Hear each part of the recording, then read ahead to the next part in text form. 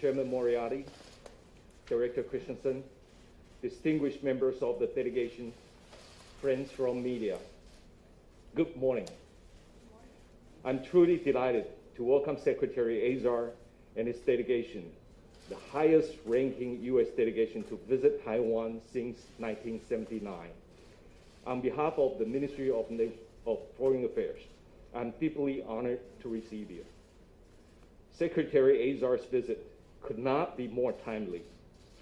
The world is still suffering from the COVID-19 pandemic, and many have to face a possible second, even third wave of outbreak. Taiwan, as opposed to some early predictions by international experts, has done fairly well in containing the pandemic. With early deployments of resources and quick responses by all related agencies, our people have been able to continue with their normal life uninterrupted by the threat of the virus. In fact, the people of Taiwan are all too familiar with dealing with threats, be it military, diplomatic, or the threat of epidemics. These are just parts of our daily adventures. Health officials in our Central Epidemic Command Center, just like the Commander-in-Chief and our military officials, are always on high alert and stand ready 24/7 to defeat the enemy, visible or invisible.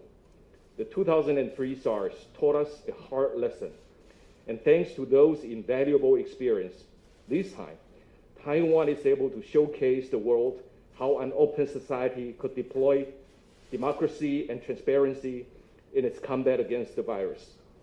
In contrast to an authoritarian model where the authority is too crippled to disclose fact, in the transparent Taiwan model, we simply cannot afford to lie or to conceal. We understand the COVID battle could not be fought in silos. Throughout the COVID-19 pandemic, Taiwan has donated 51 million surgical masks worldwide, including more than 10 million to the US and other PPEs, to provide sound protection to medical personnel on the front line. And we ask for nothing in return. Truth is, we even had to deliver these supplies quietly in some occasions to keep the recipients free from trouble. Yes, trouble from Beijing. Taiwan is no stranger to such troubles. Our life has become increasingly difficult as China continues to pressure Taiwan into accepting its political conditions that will turn Taiwan into the next Hong Kong.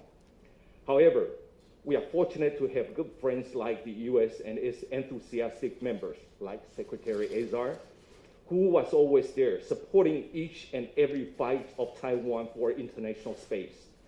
We know this is not just about Taiwan's status, but about sustaining democracy in the face of authoritarian aggression. Taiwan must win these battles so democracy prevails. I would like to express my appreciation to Secretary Azar for leading this substantial delegation. This is indeed a powerful message to Taiwan. As good partners in the free and open Indo-Pacific, we sure do have a lot to share with each other, and I look forward to our discussions. Thank you.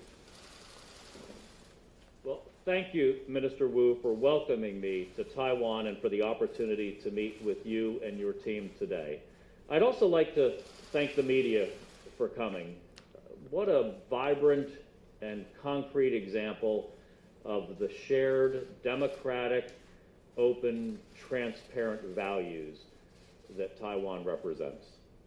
It is an honor to be here to bring greetings from President Trump and to be here to recognize Taiwan's health leadership. The COVID-19 crisis has reminded us all that Taiwan has a great deal to be proud of on the world stage. You've been a model for the world in your COVID-19 response. Beyond that, you've come to the aid of your neighbors, including the Pacific Island states, with donated supplies and direct technical assistance under the slogan, Taiwan can help, Taiwan is helping.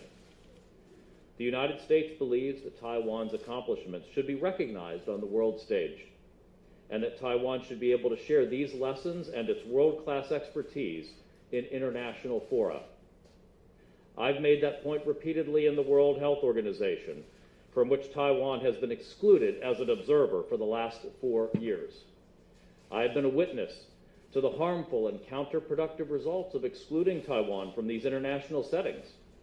In the spring of 2018, for instance, the World Health Organization put out an urgent call for funding to respond to an Ebola outbreak in the Western Democratic Republic of the Congo. Taiwan offered $1 million for this important fight. No strings, no conditions. But the political bullying over Taiwan's status at the WHO ended up making this donation impossible, especially during a pandemic, but at all times. International organizations should not be places to play politics, especially on healthcare. They must be venues for constructive, open dialogue and cooperation. That spirit of openness is what has guided Taiwan's response to the pandemic, and the United States is proud to recognize that achievement. We will continue advocating for the contributions Taiwan can make to the world on important issues of health. I look forward to discussing these issues and Taiwan's global health leadership with Minister Wu today. Thank you.